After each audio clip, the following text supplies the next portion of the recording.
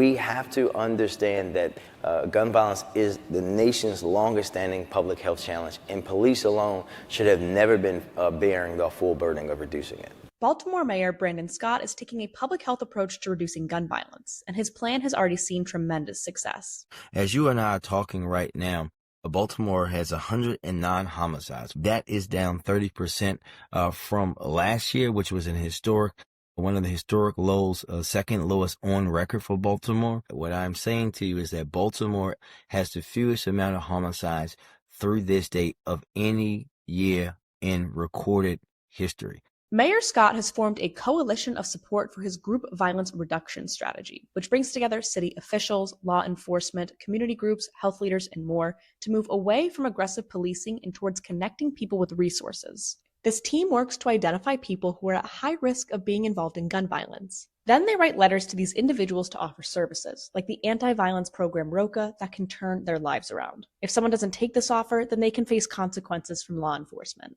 I think that the best story I can tell you about one of the letters happened to me at my oldest son, Sarone's basketball game last spring. This young man, in his teens, it looks like to me, he comes up to me and says, "Mr. Mayor, I got something I got to show you." And I said, "What's up?" He shows me a picture of the letter that he got. And I looked at him and said, "All right, you ready? You want us to help you?" He says, "Oh, no, I'm good. I signed up for ROCA the day after I got the letter."